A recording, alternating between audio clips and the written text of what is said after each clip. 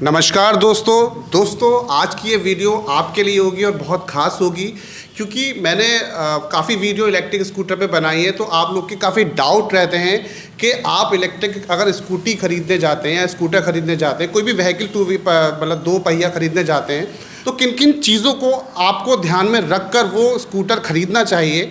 तो मैं स्पेशली एक शोरूम पर आया हूँ जो कि इनका भैया का काम है स्कूटर्स का बेचने का। तो सबसे पहले तो भैया का नाम जानूंगा। भैया आपका नाम क्या है? मेरा नाम प्रबल हरी है। अच्छा, तो इन्हीं भैया से सारे डाउट अपने क्लियर करूंगा। तो मैं ऐसी 5 चीज़ें आपको बताऊंगा जिनको ध्यान में रखकर आपको एक इलेक्ट्रिक स्कूटर खरीदना चाहिए। तो मेरे साथ इस वीडियो में बने रहें, वीडियो बहुत ही इंटरेस्टिंग होगी और सच में यार आपके काम की होगी। तो चलिए वीडियो शुरू करते हैं। तो प्रबल भैया आपका स्वागत है हमारे यूट्यूब चैनल पे। तो सबसे पहला पॉइंट, आप उन 5 पॉइंटों में सबसे पहला पॉइंट ऐसा कौन सा होना चाहिए जो हमारे व्यूवर्स को या कोई भी ऐसा व्यक्ति है जो इलेक्ट्रिक स्कूटर के मतलब फील्ड में जाना चाहता है, तो कौन सा ऐसा पहला पॉइंट है जो उसको ध्यान में रखना चाहिए? देखिए, जब भी हम कोई इलेक्ट्रिक स्कूटर ख़रीदते हैं तो सबसे पहला जो हमारे जहन में एक सवाल आता है उसकी सिक्योरिटी, उसकी सुरक्षा, और सबसे बड़ी एक और होती है चाइल्ड सेफ। वो कितना चाइल्ड सेफ हो सकता है, मतलब बच्चों के लिए कितना सुरक्षित है।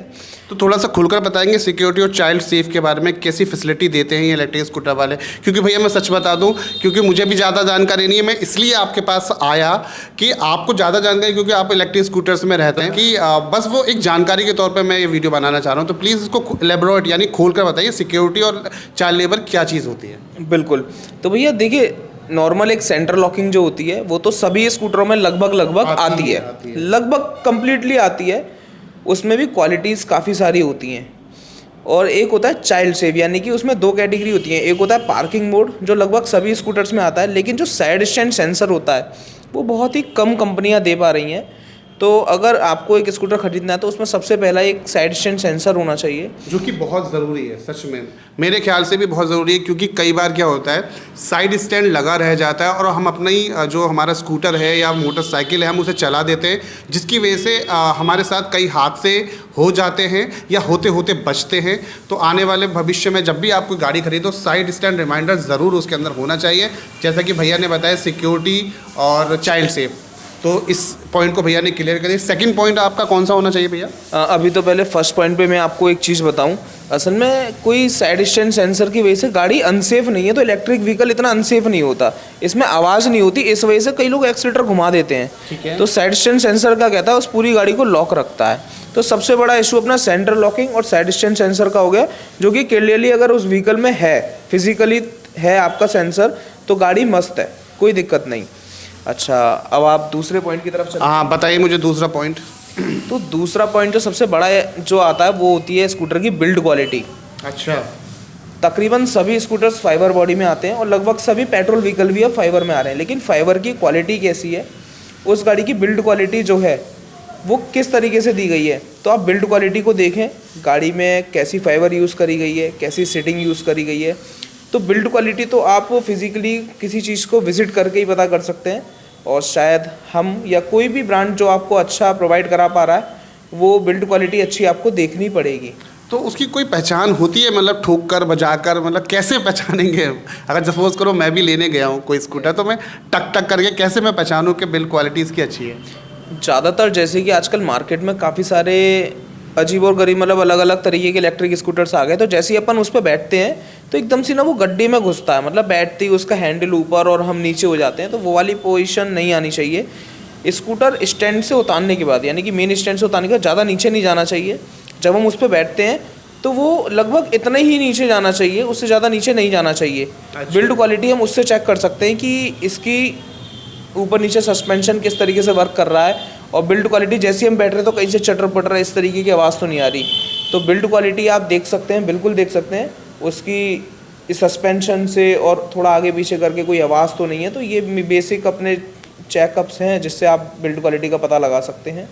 तो आपको अच्छे से समझ में आ गया होगा किस तरह से आपको बिल्ड क्वालिटी लेते समय किसी भी स्कूटर की मतलब आपको चेक करनी चाहिए।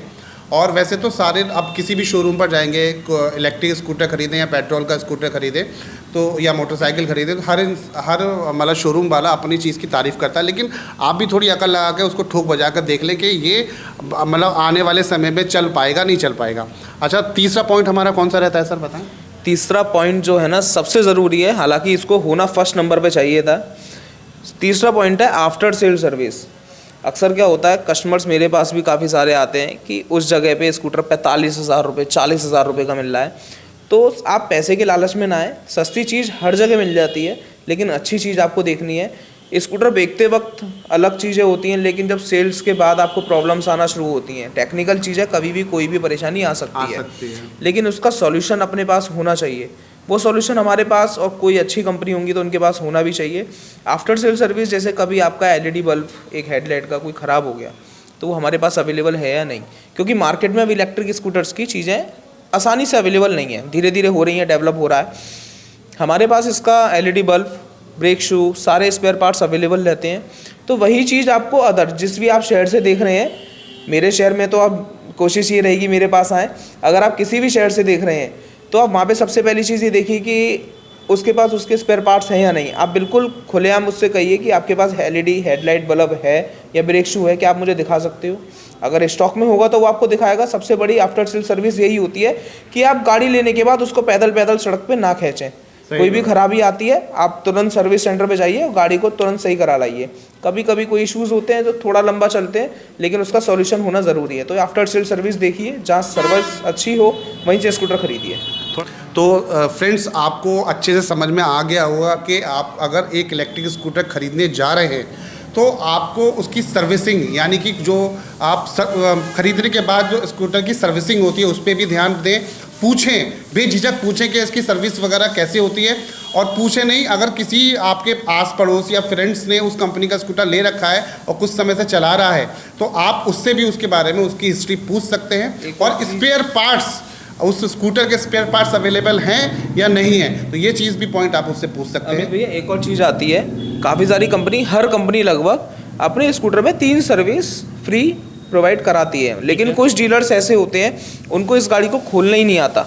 मतलब आप समझो लिटरली एक मोटर भी उनको पता ही नहीं है कि मोटर को बोलते क्या है, कि जैसे इसके अंदर BLDC हब मोटर। ज़्यादातर इलेक्ट्रिक स्कूटर्स अभी नॉन RTO की ज़्यादा मांग है, RTO स्कूटर्स की मांग नहीं है। जितने भी स्कूटर्स आ रहे हैं लगभग 90% हब मोटर में आ रहे हैं, BLDC मोटर बोलते हैं। तो अभी कई डीलर्स को तो पता ही नहीं है कि ये मोटर खुलती कैसे है, कैसे इनके अंदर क्या क्या मैकेनिज्म है। तो सीधा सीधा आपका ये आपका जवाब था क्वेश्चन, मतलब जवाब ये है कि अगर आप सर्विसिंग कराते हैं तो जो भी मिस्त्री है, जो भी आप सर्विस करने वाला है, तो उसको बेहतर जानकारी उस चीज़ की होनी चाहिए। अगर जानकारी होगी तो वो अच्छे से आपकी गाड़ी की सर्विस भी करेगा और बेहतर सुविधा आपको देगा। तो भैया फोर्थ पॉइंट हमारा क्या है, हमारे व्यूवर्स को बताइए क्या होना चाहिए। देखिए फोर्थ पॉइंट जो आता है गाड़ी के अंदर, सबसे बड़ा इशू है ग्राउंड क्लियरेंस का। अच्छा, इलेक्ट्रिक स्कूटर में रहता है। इलेक्ट्रिक स्कूटर्स में मैंने अभी तक काफ़ी समय से देखे, मैंने सेल भी करते हुए एक एक्सपीरियंस हुआ है। ग्राउंड क्लियरेंस काफ़ी ज़्यादा कम होती है इलेक्ट्रिक स्कूटर्स के अंदर। ज़्यादातर क्या है, नीचे बैटरी बॉक्स की वजह से ग्राउंड क्लियरेंस कम होती है, और सस्पेंशन वगैरह ज़्यादातर इलेक्ट्रिक स्कूल में हाई क्वालिटी नहीं होते। तो उस चीज़ पर अपन लोगों ने वर्क करा है। एक ग्राउंड क्लियरेंस कम से कम होनी चाहिए कि इतनी, मतलब लगभग होनी चाहिए, एक बैटरी लेड एसिड जो होती है नीचे रख जाए, कम से कम इतनी ग्राउंड क्लियरेंस होनी चाहिए। तो हम स्कूटर पे वर्क कर रहे हैं, एक ब्रेकर पे गाड़ी आराम से निकल जाए स्मूथली। उसमें सस्पेंशन, पीछे वाले सस्पेंशन का और आगे वाले सस्पेंशन का बहुत मेन काम होता है। तो हम थोड़ा सा उसमें हार्ड सस्पेंशन यूज़ करते हैं, जिससे कि इलेक्ट्रिक स्कूटर काफ़ी अच्छी ग्राउंड क्लियरेंस दे सके, और जब भी किसी बम्प में या किसी भी ब्रेकर पे जाए तो वो एकदम से ना गड्ढे में ना घुसे गाड़ी। गड्ढे में ना घुसे। तो ये काफ़ी मेजर इशू आता है कि ग्राउंड क्लियरेंस का। तो वो हम तो ख़त्म कर चुके हैं लगभग, और आगे भी करते रहेंगे जो भी प्रॉब्लम्स आएंगी। तो आप किसी भी शहर में गाड़ी लें तो सबसे बड़ा मुद्दा ग्राउंड क्लियरेंस का है, वो ज़रूर देखें गाड़ी लेने से पहले। और अलीगढ़ में ही है तो आप हमारे शोरूम पे आइएगा, ग्राउंड क्लियरेंस आपको अब तो आप इस पॉइंट से को भी अच्छे से समझ गए होंगे, तो एक बार मैं फिर से रिपीट कर देता हूँ कि ग्राउंड क्लियरेंस भी अगर आप इलेक्ट्रिक स्कूटर खरीद रहे हैं तो बहुत अहम मुद्दा है, क्योंकि अगर आप ब्रेकर वगैरह से जाएंगे तो वो आपकी बॉडी लग सकती है। और क्यों है, क्योंकि नीचे बता रहे हैं भैया बैटरी लगी होती है, तो उसकी वजह से थोड़ी सी बॉडी नीचे की तरफ बिल्ट रहती है, तो उसका भी ख्याल रखें। तो हमारा जो सबसे लास्ट पॉइंट है, अब वो कौन सा है, मैं भी एक्साइटेड हूँ जानने के लिए। तो भैया बताएं लास्ट पॉइंट कौन सा है। लास्ट पॉइंट है हमारा बैटरी रेंज। ये तो बहुत जो important है। कस्टमर आते ही पूछता है भैया चलती कितनी है गाड़ी। देखो जी, मेरे हिसाब से इलेक्ट्रिक स्कूटर जो होता है ना बेस्ट, वो सिटी के लिए अच्छा होता है। सिटी के लिए ही होता है सही बात। अच्छा, इसमें 2 बैटरी ऑप्शंस आते हैं, एक आती है लिथियम आयन और एक आती है लेड एसिड। कई डीलर्स के पास खाली लिथियम आयन होती है तो वो लिथियम आयन की तारीफ ज़्यादा करते हैं और लेड एसिड को लोग बुरा समझते हैं, लेकिन ऐसा नहीं है, मेरे पास दोनों मिल जाती है तो मैं दोनों में कंपैरिजन कर सकता हूँ। लेड एसिड और लिथियम दोनों अपनी जगह अलग हैं। मैं लेड एसिड ज़्यादा अच्छी प्रेफर समझता हूँ क्योंकि कम पैसे में काम भी करती है और जब उसको रीसेल करते हैं उसकी भी कुछ वैल्यू होती है। लिथियम में क्या है, अगर आपका डेली का कम से कम 60 से ऊपर आना जाना है, जैसे किसी का 70 है, 80 है, 90 है, तो वो लिथियम पे स्विच कर सकते हैं। थोड़ी सी महंगी आती है वो बैटरी और थोड़ी सी लाइफ ज़्यादा होती है। वहीं लेड एसिड अगर हमारा सिटी के अंदर 50 किलोमीटर के अंदर अंदर होता है, जब ये कम से कम 90% लोगों का रेशियो होता है, हम लोग सिटी के अंदर 30-35 किलोमीटर का ही आना जाना होता है, तो लेड एसिड उसमें बढ़िया काम करती है। 1 साल वारंटी होती है, अपना 1.5 से 2 साल बढ़िया खींच देती है। पुरानी बैटरी 100-150 रुपये किलो के भाव से आती है और करीब 30 किलो तक की होती है, 3-3.5 हज़ार रुपये की बिक जाती है। तो सबसे बेहतर यही होगा कि आपकी रिकमेंडेशंस क्या हैं। अगर आप 50 के अंदर अंदर चलाते हैं, लेड एसिड बहुत गजब काम करती है। 50 से ऊपर है या आपको वारंटी पीरियड ज़्यादा चाहिए, लाइफ ज़्यादा चाहिए, तो आप लिथियम की तरफ जा सकते हैं। वो लेकिन वो थोड़ा सा कॉस्टली है, उसने अपने वारंटी के पैसे आपसे ले लिए, अच्छा। उसने अपनी लाइफ के पैसे आपसे ले लिए।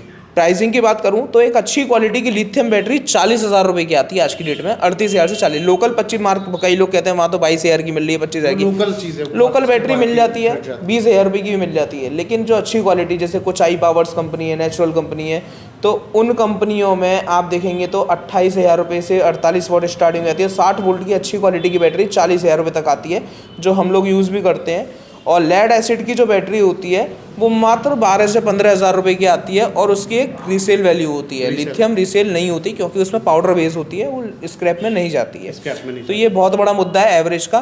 तो एवरेज आपके रिकमेंडेशंस के हिसाब से आपको बैटरी पैक दिया जाएगा, तो सब मिलेगा, जैसी आपकी नीड होगी उस हिसाब से आपको मिलेगा। आपको सोचना है, अगर आपका 50 से ऊपर नहीं है तो आप बिल्कुल मनी वेस्ट कर देंगे लिथियम लेने में, अगर आपका 50 के अंदर आना जाना है तो। और अगर आप 50 से ऊपर जाते हैं तभी लिथियम लीजिए, अन्यथा लेड एसिड बेहतरीन है, अच्छा काम करती है अगर आपको अच्छी डील मिल रही है तो। मेरे हिसाब से तो भैया, अगर आपने बोला ना कि इलेक्ट्रिक स्कूटी शहर के हिसाब से बढ़िया रहती है, तो लेड एसिड ही मेरे लिए काफ़ी अच्छा मतलब ऑप्शन है। मैं पर्सनली यूज़ कर रहा हूँ, क्योंकि आप भी पर्सनल यूज़ कर रहे हैं, क्योंकि भाई शहर में 50 किलोमीटर के अंदर अंदर सारी चीज़ें होती हैं, मतलब सिटी में, और अगर आप थोड़ा सा भी बाहर जाना चाहें वो भी कवर अप हो जाएगा। आप अपने घर पे आए फिर से चार्जिंग पे लगा दें। तो ये 5 पॉइंट थे जिसे ध्यान में रखकर आप एक इलेक्ट्रिक स्कूटर को ख़रीद सकते हैं।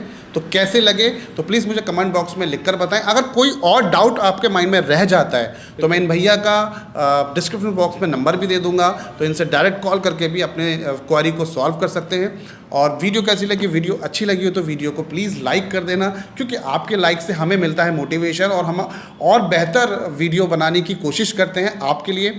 तो मिलते हैं अगली वीडियो में इसी तरह की जानकारी के साथ। तब तक के लिए नमस्कार, बाय बाय। नमस्कार भैया, धन्यवाद।